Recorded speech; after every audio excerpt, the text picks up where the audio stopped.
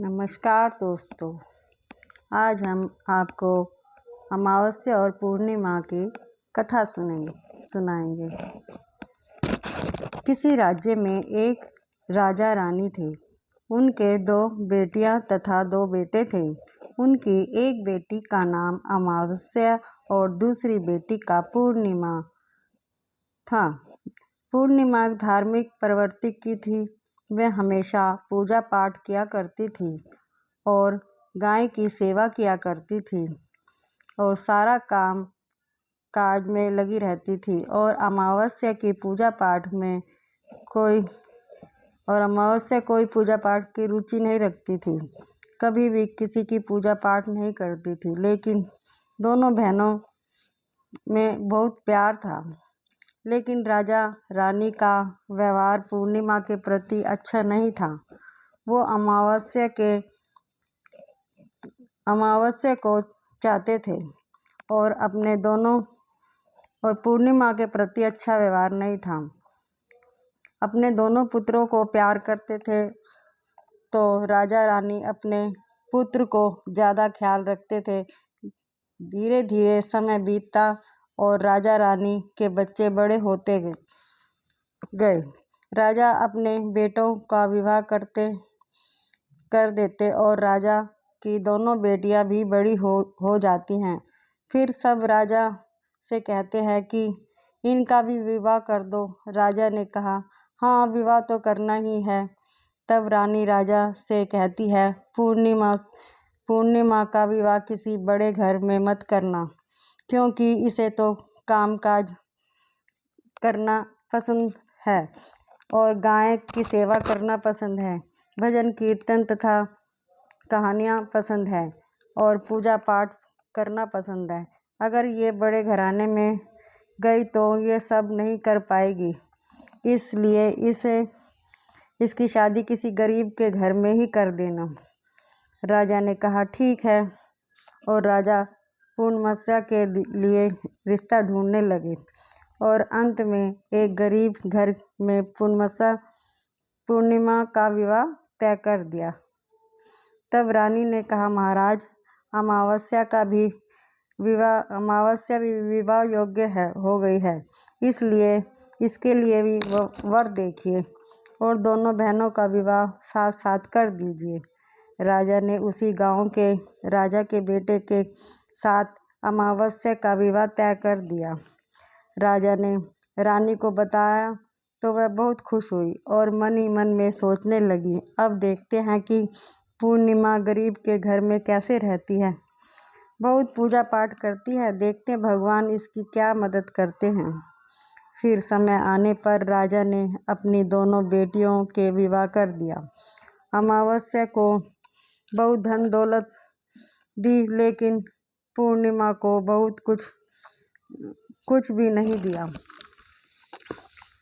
पूर्णिमा के भाई भाभी दया करते थे, उसे बहुत प्यार करते थे, क्योंकि वह अपनी भाभी के साथ काम में हाथ बटाती थी। लेकिन अमावस्या उन पर रोज रौब जमाती थी। फिर अमावस्या और पूर्णिमा दोनों अपने ससुराल चली गई। एक बार की बात है, अमावस्या ने अपने घर में शिव चर्चा रखी और उसने सबको बुलाया, लेकिन अपनी बहन पूर्णिमा को नहीं बुलाया। पूर्णिमा अपने दरवाजे पर बैठी रही तो गांव की औरतों ने कहा कि तुम्हारी बहन के घर शिव चर्चा है, तुम नहीं जाओगी? तब पूर्णिमा ने कहा, नहीं, मैं नहीं जाऊंगी, क्योंकि मेरी बहन ने मुझे बुलाया नहीं है, तो मैं कैसे जा सकती हूँ। तब गांव की औरतों ने कहा कि नहीं बुलाया तो क्या हुआ, पूजा पाठ है, तुम चलो हमारे साथ। गांव की औरतों की बात मानकर पूर्णिमा शिव चर्चा में चली गई। तब अमावस्या ने पूर्णिमा को देखा, तब शिव चर्चा में चली गई। जब अमावस्या पूर्णिमा शिव चर्चा होने लगी, तब अमावस्या ने उसे गुस्से से बोली, जब मैंने तुम्हें नहीं बुलाया तो तुम मेरे घर क्यों चली आई? अब आई हो तो चुपचाप एक जगह बैठी रहना, इधर उधर मत घूमना। उसने पूर्णिमा की गरीबी का बहुत मजाक उड़ाया। पूर्णिमा की आंखों में आंसू बहने लगे और वह भगवान शिव से प्रार्थना करने लगी, भगवान मुझ पर आप कब कृपा करेंगे और मेरा कसूर क्या है? क्या मैं पूजा पाठ करना और गाय किसे का काम करना क्या गलत है? भगवान अब को मुझ पर रहम करो। इस तरह वह भगवान से विनती करती रही। शिव चर्चा पूरी हो गई और अमावस्या ने सबको प्रसाद दिया, लेकिन पूर्णिमासा को प्रसाद नहीं दिया। वे वहाँ से बिना प्रसाद के वापस आ गई, पर रास्ते में सोचती कि घर पर बच्चे प्रसाद मांगेंगे तो मैं क्या कहूँगी। फिर उसके मन में विचार आया, क्यों ना मैं अपने भाई भाभी से मिलने चली जाऊँ, और बच्चों को बताकर अपने मायके में जाने के लिए निकल गई। चलते चलते उसे एक तुलसी का पेड़ मिला। वहाँ एक चबूतरा बना हुआ था जिस पर एक बूढ़ी माई बैठी थी। उन बूढ़ी माई ने पूर्णिमासा से पूछा, बेटी तुम कौन हो और कहाँ जा रही हो? पूर्णिमा ने बुढ़िया से माँ से अपना परिचय दिया। फिर बूढ़ी माँ ने कहा, बेटी देखो, मेरी तुलसी का पौधा सूखा जा रहा है, इसमें थोड़ा सा जल डाल दो और चबूतरा किसी की धुलाई कर दो तो थोड़ा ठंडक मिलेगी। तो पूर्णिमा ने चबूतरे पर को धोया और तुलसी की पूजा की, उसमें जल डाला और बुढ़िया माँ को भी स्नान कराया, उसके चरण दबाए। फिर पूर्णिमा ने कहा, माँ जी और कई काम है क्या? नहीं बेटी, और कोई काम है नहीं बेटी। और उसे खूब आशीर्वाद दिया और कहा, जाओ तुम अपने मायके, लेकिन लौटते समय मुझसे मिलते जाना। तो उसने कहा, ठीक है माँ जी। वह वहाँ आगे बढ़ी। चलते चलते रास्ते में उसे एक शिव मंदिर मिला। वहाँ भी एक चबूतरा बना था, उस पर एक बूढ़े बाबा बैठे थे।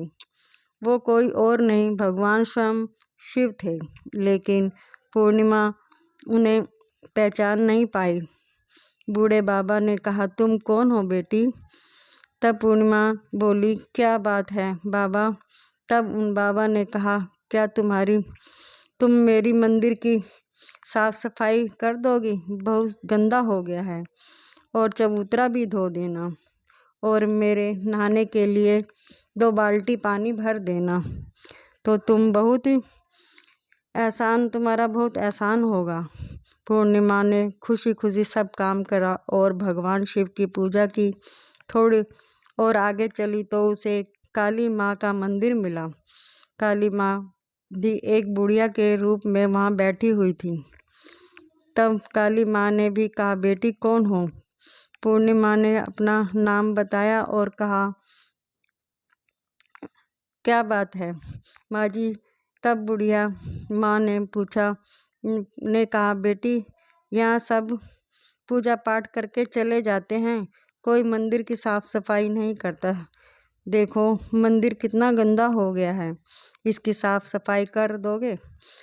कर दो।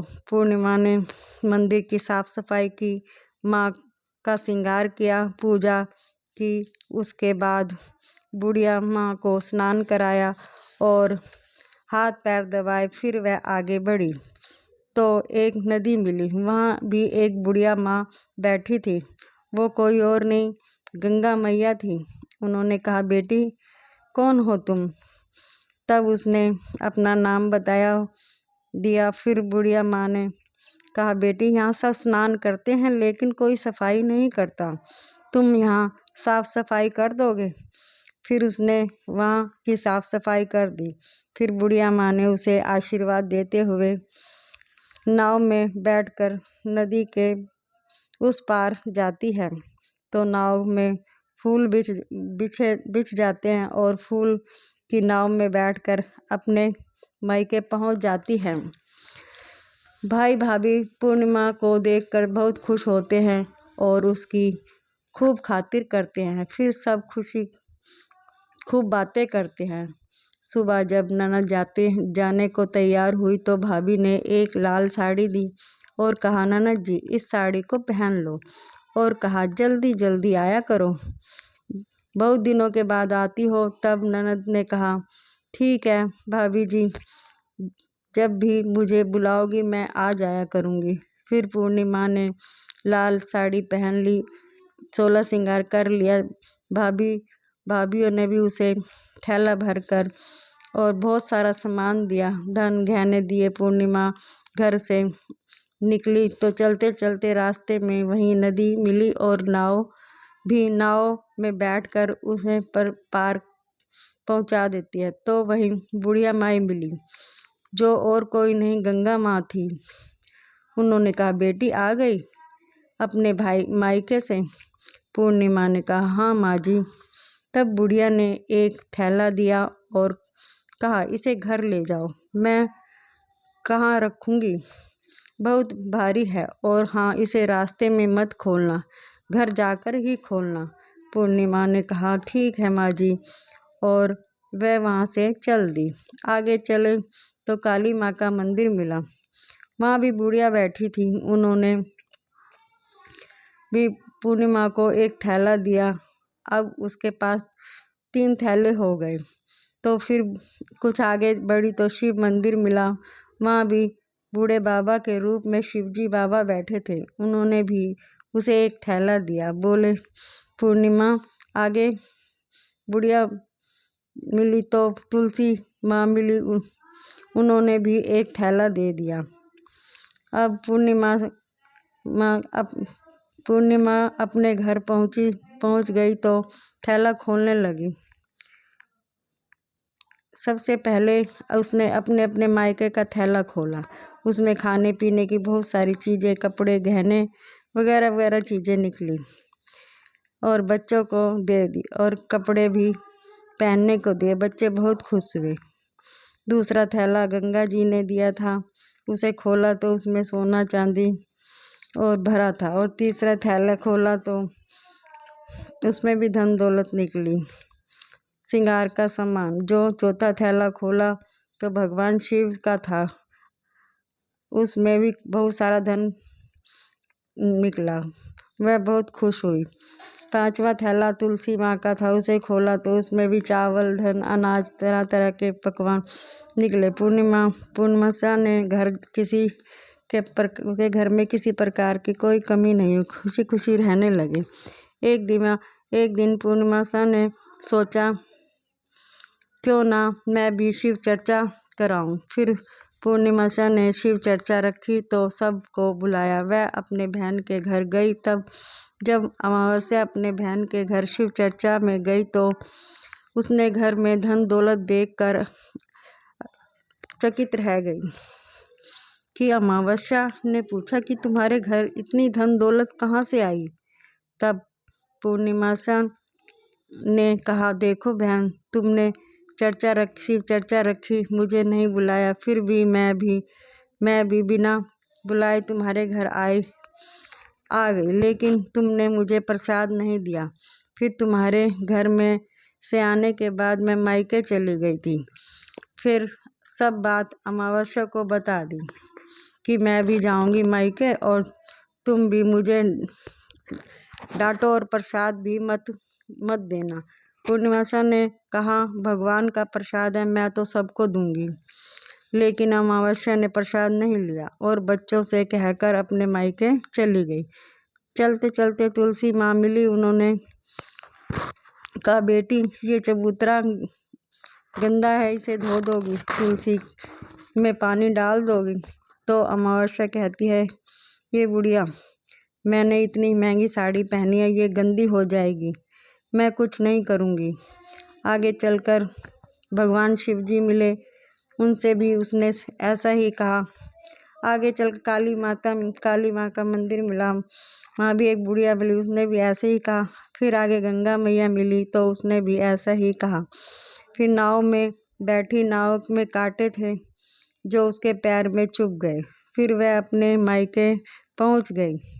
जब उनकी भाभियों ने देखा तो बोली, ये कहाँ से आ गई है?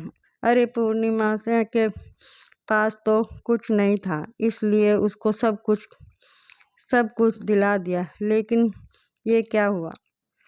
मैं ये तो कुछ काम की नहीं है। बेचारी पूर्णिमा से तो हमारे साथ सारा काम कराती थी। अमावस्या खाना खाकर सो गई। अमावस्या ने कहा, भाभी हम जा रहे हैं। तो भाभी ने कहा, ठीक है। तब अमावस्या ने कहा, भाभी आपने तो पूर्णिमा को थैला दिया और मुझे कुछ नहीं दिया। तो भाभी ने कहा, जाओ तुम्हारे घर थैला पहुंच जाएगा। फिर अमावस्या चल दी तो गंगा मैया मिली। गंगा माँ ने कहा, आ गई बेटी?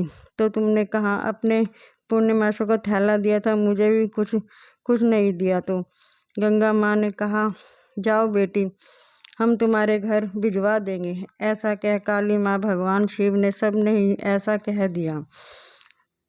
उसके आंगन में 5 थैले रखे थे। जब अमावस्या ने 5 थैले खोलती है तो किसी में मिट्टी, किसी में पत्थर, ईंट पत्थर, किसी में सांप बिछुए थे। उसने अपना माथा पकड़ लिया, हे भगवान हमें मायके में भी कुछ नहीं मिला, मायके से भी कुछ नहीं मिला और इधर भी कुछ नहीं। फिर अमावस्या दौड़कर पूर्णिमा के पास जाती है और कहती है, तुझे इतना सारा सब कुछ मिला, मुझे कुछ भी नहीं मिला।